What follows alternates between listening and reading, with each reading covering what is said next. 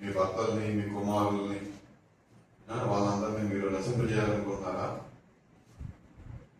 ఆలోచించండి, బాగా వర్కౌట్ చేయండి. అదే మన పని. ఇక్కడ మిగతా పనులంతా లోకపరంగా బతకడానికి తప్ప దేవుని మందిరానికి ఏం చేయాలంటే మీ పిల్లల్ని తీసుకురండి. ఎందుకంటే యెహోవా దొరుకు కాలంలో ఆయన్ని వెతుకుడి.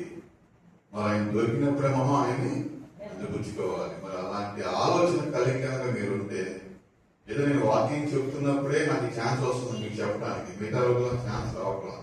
ఎందుకంటే 10 సార్లు వచ్చినప్పుడంతా మీ సంఖ్య ఎక్కువ ఉంటుంది. ఆలోచించండి. ఎందుకంటే మనం లోకంలో ఉన్నప్పుడు ఏం చేసేవాళ్ళం, ఏదైనా ఒక కార్యక్రమం అంటే అందరినీ పోగేసుకుని వెళ్తామా, మనం ఒక్కలే వెళ్తామా? మరి అది ఎంతవరకు ఈ భూమి మీద ఉన్నంత వరకే.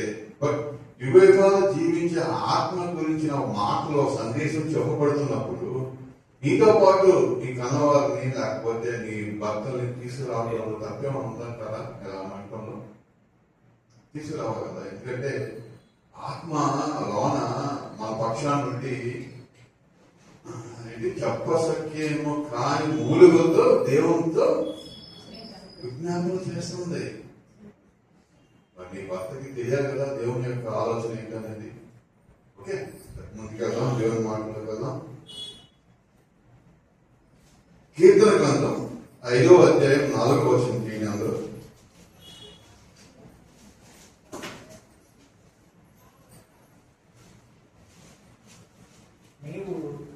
నీవు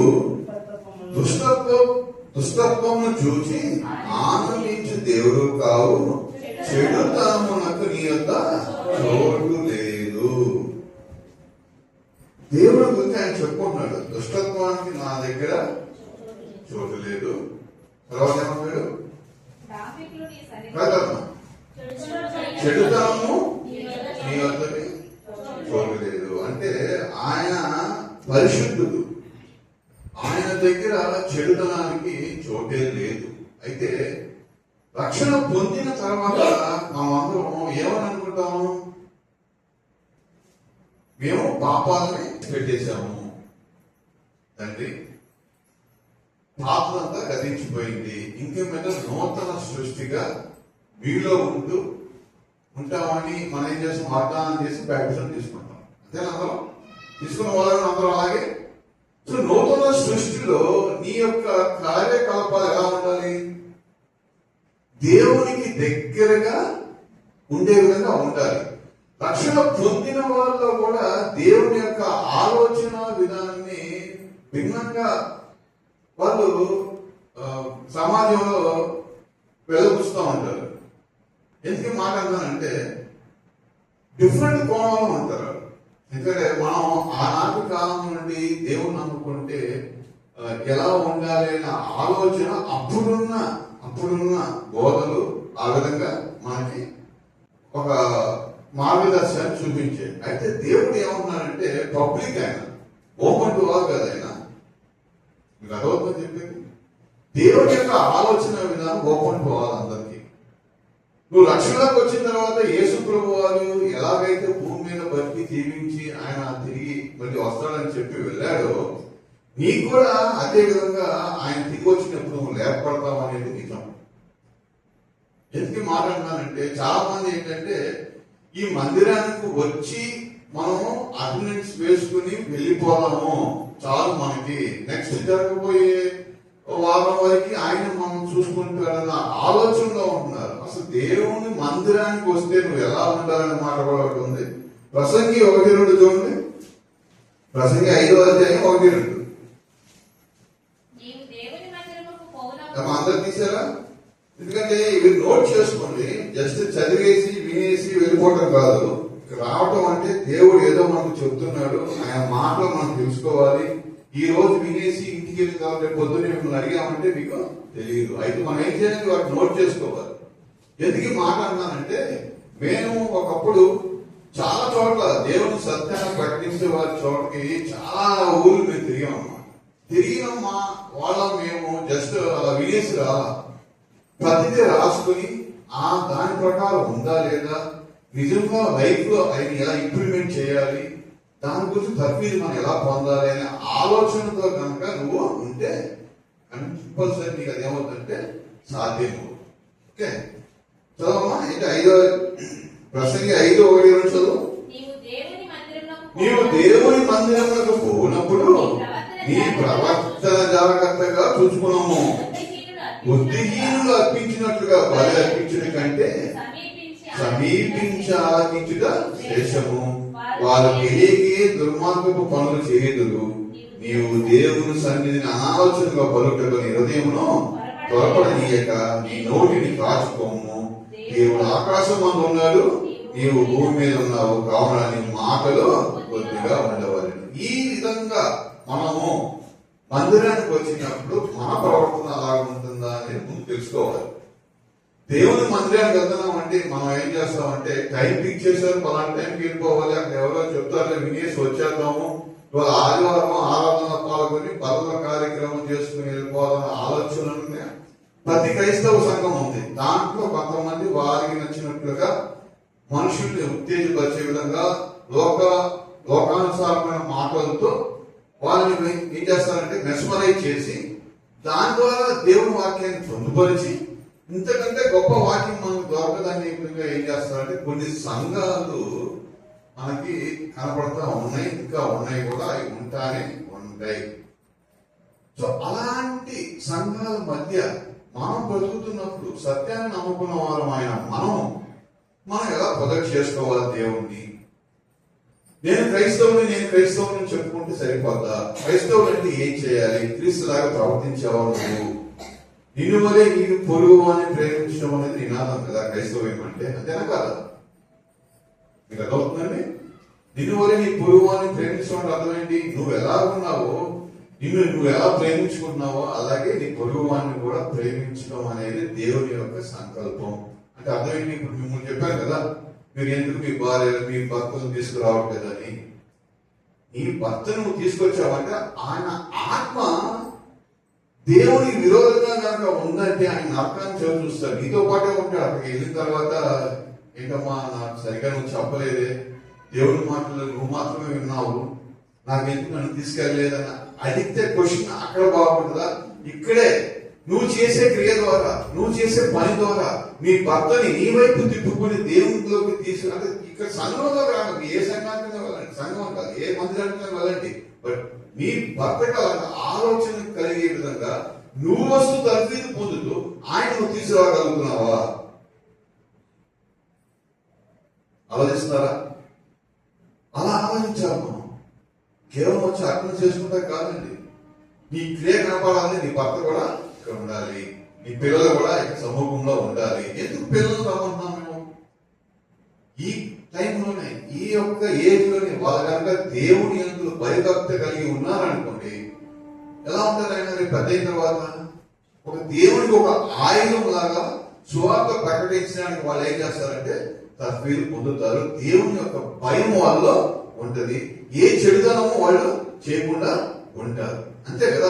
ప్రపంచంలో ఉన్న 10 చోట్ల పోలీస్ స్టేషన్ కానివ్వండి, న్యాయస్థానాలు కానీ ఎందుకు చేయకుండా ఏంటి? మనిషి కంట్రోల్లో లేడు, కంట్రోల్ తప్పిపోయాడు కాబట్టి అవన్నీ వచ్చి అంతేనా? కాకపోతే సృష్టిలో అలా చేశారా? కాదు కదా. మరి అలాంటి సందర్భాలు ఎందుకు వస్తాయి? మనిషికి ఏది మంచి ఏది చెడు అని చెప్పే జనాలు లేరు. క్రైస్తవులు అనుకుంటున్న వాళ్ళు కూడా లోకాచారాలతో ముడిపడిపోయి దేవుని యొక్క బోధన భిన్నంగా బోధిస్తూ వాళ్ళను కూడా మెస్మరైజ్ చేసేసి ఏం చేస్తారు? ఒక భిన్నమైన మార్గంలోకి వాళ్ళని తీసుకెళ్ళిపోతూ మేము పరలోకం వెళ్ళిపోతాము అని ఫిక్స్ అయి ఉంటారు. బట్ దేవుని దగ్గరికి మనం వెళ్ళాలంటే నువ్వు పరిశుద్ధంగా ఉండాలి. ఫస్ట్ అది పరిశుద్ధత లేదే దేవుని మనం చూడలేము. పరిశుద్ధంగా ఉండాలి. మరి నిన్ను పొరుగువాన్ని ప్రేమించాలి. ఇవన్నీ ఏంటి? దేవుని యొక్క ఆజ్ఞలు. మరి ఆ ఆజ్ఞలు పాటించాలంటే నువ్వు ఎక్కడ రావాలి? మందిరానికి రావాలి. మందిరం తప్పని వేరే మార్గమే లేదు. ఇంట్లో కూర్చుని ఒంటరిగా ఉన్నామని యేసుప్రభువు ఇంట్లో కూర్చున్నవాడు కదా. ఆయన ఎందుకు అన్ని గ్రామాలకు వెళ్ళాడు? సమీపంలో ఉన్న అన్ని గ్రామాలకు వెళ్ళాడు. ఆయన వెళ్ళి ఏం చేశాడు? ప్రకటించాడు. అది కూడా చూద్దాం. లూకా సువార్త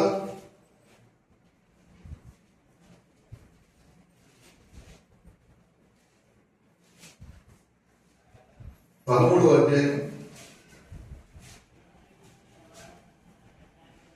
23వ వచనం. ఒకడు ప్రభువా రక్షణ పొందువారు కొద్దిమందేనా అని ఆయన అడుగుగా ఆయన వారిని చూచి ఇరుకు ద్వారమున ప్రవేశింప పోరాడుడి అనేకులు ప్రవేశింపదురుతురు కానీ వారి వల్ల కాదని మీతో చెప్పుచున్నాము. ఇది యేసు ప్రభు వారు డైరెక్ట్ గా డిక్లేర్ చేశారు. ఏమని? ఇరుకు ద్వారమున ప్రవేశింప పోరాడుడి. ఇరుకు ద్వారమున ప్రవేశింప పోరాడుడి అంటే అర్థం ఏంటి? దేవుని యొక్క రాజ్యములోకి మనం ఆల్రెడీ ప్రవేశించేసాం కదా. రక్షణలో వచ్చామంటే ఆల్రెడీ ఆయన రాజ్యంలో ప్రవేశించినట్టే. కొంతమంది రాజ్యం అంటే ఇంకా రాలేదని అనుకోండి, కొంతమంది ఏళ్ళ పరిపాలన చేస్తారని చెప్పి కూర్చున్నారు. అదంతా కాదు. పిలాతు ఎదురుగా యేసుప్రభు ఏమంటాడు? నువ్వు రాజువేనంటే ఏమంటాడు? నువ్వు అన్నట్టు నేను రాజునే, బట్ నా రాజ్యము ఈ లోక సంబంధమైనది కాదు అంటాడు. సో మనమంతా రాజులైన యాజక సమూహం. నేను పురుగులు అంటావు, పాపిని అంటావు. ఎప్పుడైతే రక్షణలోకి వచ్చారు అయ్యేది యాజక సమూహము. మరి ఎన్ని మందిరానికి వస్తే నీకు తెలుస్తాయి. నీకు ఒక గిరి తీసుకుని మందిరానికి వచ్చి నీకు కావాల్సిందే వినేసి వెళ్ళిపోదాం అనుకుంటే కుదరదు. ఆయన సంపూర్ణుడు, మనం కూడా ఆయన సంపూర్ణతలోకి రమ్మంటున్నాడు. పరిపూర్ణం అయిపోవాలి. నువ్వు చనిపోయే లోపు, నువ్వు అంత్యదినం లోపు నువ్వేమైపోవాలి? పరిపూర్ణుడైపోవాలి. మళ్ళీ క్రీస్తు యొక్క మూలపాఠాలకు వెళ్ళిపోయి మళ్ళీ ఆయన శిలువ త్యాగం చేశాడు, చనిపోయాడు, తిరిగి లేచాడు, మళ్ళీ వస్తాడు. అదే మాట కాదు కదా. ఆయన స్వారీప్యంలోకి వెళ్ళాలి మనం. ఎప్పుడు వెళ్తాం ఆయన స్వారీప్యంలోకి? బైబుల్ తెలిసేనే కదా. కొత్త మట్టినే తెలుసుకుని దాని వరకు తిరిగిసుకుని కూర్చున్నావు అనుకో. నువ్వు దేవుని యొక్క మాటలు డెప్త్ కదా వెళ్తావు, వెళ్ళలేవు కదా. ఆయన అందరినీ పరిపూర్ణ అవ్వమంటున్నాడు. పరిపూర్ణ అవ్వాలి వద్దా? మనం పై పైన వినేస్తే మనం వెళ్ళిపోగలమా? ప్రభువా ప్రభువా అని పిలిచిన వారందరూ పరలోకం చేరారు కానీ పరలోకమందున్న నా తండ్రి చిత్త ప్రకారం చేయవాడే పరలోకానికి వెళ్తారు. ఎందుకంటే మాట వీళ్ళంతా నన్ను పెదవులతో కనపరుస్తారు కానీ వాళ్ళ హృదయం నాకు చాలా దూరంగా ఉందంట. అలా మీలో ఎవరైనా ఉన్నారా? ఆలోచించండి. ఎందుకు ఈ మాట అంటానంటే, దేవుడి నుంచి మనం వచ్చిన వాళ్ళగానండి. దేవుని స్వరూపమే కదా. తండ్రి ఏమన్నాడు? మన పోలిక చొప్పున నరుని చేయను. మరి ఆయన పోలిక చొప్పున ఉన్నాము. మన ఆయన ఆత్మ మనలో పెట్టాడు. ఒక ఆదాము ద్వారా మనం అందరం ఈ భూమి మీదకి వచ్చామంటే ఆయన ఆత్మ తిరిగి మళ్ళీ ఆయన దగ్గరికి వెళ్ళాలంటే పరిశుద్ధంగా వెళ్ళాలి. దాని గురించి నీ ప్రయాస ఏంటి? సరే, నిన్ను నీవు పరిశుద్ధంగా చేసుకున్నావు, అక్కడే సరిపోతా? నీ పొరుగు అని కూడా ఆయన ప్రేమించమన్నాడు. ఈ విధంగా క్రైస్తవం ఏంటంటే చాలా భిన్నమైన బోధలు చాలా మంది చెప్తూ నిజమైన క్రైస్తవంలోకి ఎవరిని వెళ్ళనీయకుండా సాతాను ఏం చేస్తాడంటే ఆ మనోనియంత్రాల కుటితనాన్ని కలిగింపజేసేసింది. సో దాంట్లో ఏముంటుంది? ఒక దుర్గం, నాకు ఉద్యోగం, నాకు పెళ్లి, నాకు ఒక బిల్డింగ్ కట్టుకోవాలి. ఇది దుర్గాలు మిమ్మల్ని పాడు చేసి. ఎందుకంటే మనం పరదేశులను యాత్రికులమై ఉన్నాము. తరతరములకు నివాస స్థలము ఇదే. మన సొంత ఊరు కాదు ఇది. మన సొంత ఇది ఉండబోయేది కూడా కాదు. ఎప్పుడైతే యేసు ప్రభు రెండో రాకడ వస్తుందో ఏమైపోతే భూమి అంతా అగ్ని కొరకు నిలువ చేయబడి ఉంది. ఈ కనపడేవన్నీ ఏమైపోతాయి? స్మాష్ అయిపోతాయి, అగ్నిలో కాల్చబడిపోతాయి. మరి అలాంటి విషయాన్ని తెలుసుకున్న క్రైస్తవులైన నీవు ఈ భూమి మీద బతుకుతున్న కాలము దేని మీద ఆధారపడి నువ్వు బతుకుతున్నావు? ఆయన పైన వాటినే వెతకమన్నాడు. మరి పైన వాటి గురించి ఆలోచన ఉందా నీకు? ఇక్కడ పైన ఏముంది? పరలోకం. కింద భూమి ఏమో ఉండదన్నాడు. మనమేమో ఈ భూమిని పట్టుకుని ఆరాడతాం. మీకు అర్థమవుతుందా? మనం ఎంత తప్పు చేస్తున్నామో మనం అనుకుంటాం. దేవుడు ఇక్కడికి వచ్చిన తర్వాత అది క్షమించండి, నా తప్పు నుంచి క్షమించండి అని ఇలా ఆయన ఏం చేస్తాం? రెస్పెక్ట్ చేసేసి ఆయన ఏదో ఏమాచేద్దాం ఆలోచించుకుని మనం ఏం చేస్తాము? క్షమాపణ అడిగిపోయి ఇంటికి వెళ్ళిపోతాయి. ఇంటికి వెళ్తే వేరంగా ఉంటుంది. ఇంట్లో విషయాలు మనకు తెలుస్తాయా? చెప్పండి. మీరు గుర్తుపెట్టుకోండి, ఎవరికి తెలియకపోయినా దేవుడు పైన నిన్ను చూస్తానే ఉంటాడు. చీకటిలో నువ్వు ఏం చేసినా ఆయన ఏం చేస్తాడు? నిన్ను డెఫినెట్ గా చూస్తాడు. అది ఏ విషయమైనా సరే ఆయన చూడలే, మనం తప్పు చేసేదన్న ఆలోచన మాత్రం మీరు రానివ్వకండి. దేవుడు కోరుకుంటున్నది కూడా మనం అదే. ప్రతి వారం మీరు వచ్చి బలలో చేయి వేస్తున్నప్పుడు మీరు ఏమని బలలో చేయి వేస్తారు? నా తప్పులని క్షమించేసే తండ్రి, నేను బలలో చేతులు వేస్తాను, దానివల్ల పరిశుద్ధంగా చేయండి. ఆల్రెడీ నువ్వు వచ్చింది దేని గురించి? రక్షణ పొందింది పాపాన్ని విడిచిపెట్టే కదా రక్షణలోకి వచ్చావు. మరి బల తీసుకున్నప్పుడు మరి అదే మాట్లాడితే ఎలాగా? బాగా ఆలోచించారు. క్రైస్తవం అంటే సింపుల్ గా జస్ట్ లైక్ దట్ మనం ప్రార్థించి వెళ్ళిపోవడం కాదండి. చాలా ఉన్నాయి మనం నేర్చుకోవడానికి. ఆయన గురించి వినాలంటే మరి పేతురు గారు యేసులో ప్రసంగం చేసినప్పుడు 3 దినాలు మరి ఆయనకి అన్నపానం లేకుండా విన్నారంట. మనం వింటాం ఆ విధంగా. ఒక అరగంట అయితే మన కాళ్ళలో వేడిని పోసుకున్నట్టు పరిగెత్తాం. ఎందుకు? నిజం చెప్పినప్పుడు ఏమవుతుందంటే మనకి కొంచెం మంటగా ఉంటుంది, వినపడదు. సో ఏం చేస్తాం? దాన్ని తప్పించుకోవాలని చూసుకుంటాం. బట్ అదే నేను ఎక్కడ తీసుకెళ్తుంది? పరలోకానికి తీసుకెళ్తుంది. మీ ఆలోచన విధానాన్ని ముందు మారాలండి. దేవుడు అంటే నన్ను కన్నా నా కన్న తండ్రి, నన్ను ఆదరించేవాడు, ఆయన కోసం నన్ను పుట్టించాడు. మీ అమ్మ నాన్న అనుకుంటే నువ్వు పుట్టలేదు, అది ముందు గుర్తుపెట్టుకో. ఆయన అనుకుంటేనే నువ్వు ఎన్నో కణాలు రాలిపోయిన తర్వాత ఒక కణంగా నిన్ను ఆయన ఫలదీకరణ చేపించి నిన్ను ఈ భూమి మీదకి తీసుకొచ్చాడంటే నీ మీద ఆయన పెట్టిన పెట్టుబడి ఎంత తెలుసా? ఆలోచించుకో. ఆక్సిజన్ అయినా కానీ, భూమి అయినా కానీ, నీరైనా కానీ, అగ్ని ఎన్ని ఏంటనుకుంటున్నారు? మీకు పెట్టుబడి. ఈ భూమి మీద బతకడానికి ఈ శరీరాన్ని ఆయన ఇచ్చాడు. ఆ ఆత్మిక తొడుగది. మనం తిరిగి మళ్ళీ ఈ శరీరం నుంచి విడిచిపోయిన తర్వాత ఆకాశము నా సింహాసనము, భూమి నా పాదపీఠము, ఆయనలాగా మనం అయిపోతాం. అందుకే నేను వెళ్ళి నీకు స్థలాన్ని సిద్ధపాటు చేస్తాను, నా తండ్రి యొద్ద అనేక నివాస స్థలము కలవని చెప్పి ఎంత గ్యారంటీ ఇచ్చారండి. ఇంట్లో ఇంకొక మాట ఉండదు.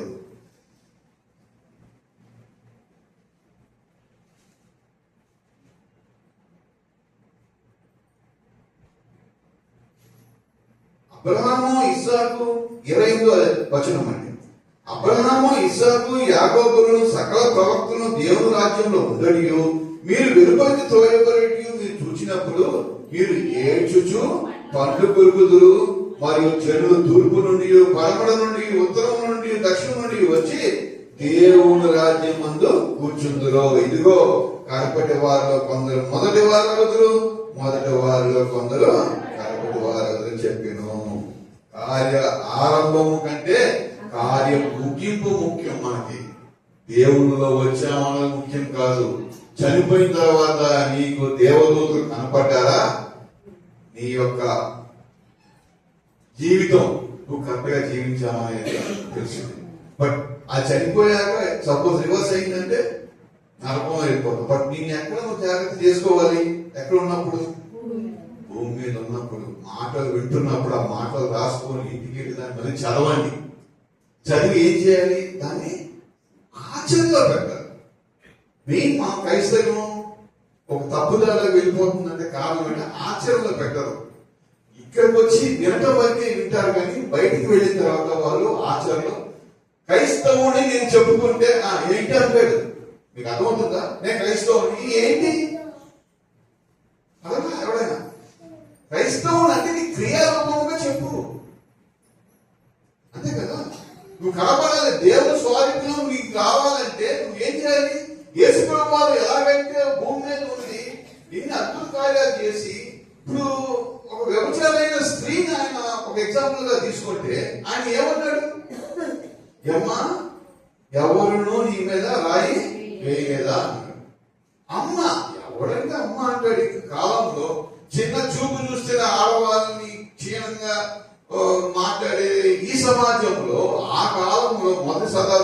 యేసు ప్రభు వారు ఒక వ్యభిచారైన స్త్రీని పట్టుకుని అమ్మ అంటూ ఏమన్నాడు? ఎవరు నేను కొట్టలేదా, నేను కూడా నీకు శిక్ష విధింపను. మళ్ళీ ఒక మాట అన్నాడు, మళ్ళీ ఇది తిరిగి చేయకుండా వెళ్ళిపోమా. బట్ అంత సమాజం పట్ల అవగాహన ఉన్న యేసు ప్రభు వారు, ఎందుకంటే ఇది శరీరపరమైన విషయము, దాన్ని లోపరుచుకుంటే మనం ఏమవుతాము? నిత్య జీవానికి వారసులుగా మనం తయారవుతాం. బట్ ఆ విధంగా యేసు బోధ ఉందే, నువ్వు వెళ్ళి చిన్న మాటలకి అసూయపడుతూ సమాజంలో ఉన్న వాళ్ళని ప్రేమించకుండా, వాళ్ళు ఏదో తప్పు చేశారని చెప్పి నువ్వేమో వాళ్ళ గురించి 10 మందికి పోగే చెప్పుకుంటూ ఉన్నావంటే దేవుడు నిన్ను ఎలా చూస్తాడో చెప్పండి. అలవాటు అయిపోయింది. క్రైస్తవుడు అలా తయారైపోయారు. ఎందుకు? సరైన బోధ లేక. ఎందుకంటే చెప్పే వాళ్ళు కూడా ఏంటంటే వాళ్ళకి అనుకూలమైన బోధ చేసేసి వెళ్ళమంటారు. సరిగ్గా చెప్పకపోతే ఏమవుతుంది? ఆయన వాళ్ళు మార్చేస్తారు. అలా ఉంది సంఘం. సో అందువల్ల ఇక్కడ ఆ అవకాశం అయితే మీకు చాలా దేవుడి యొక్క ఆలోచన.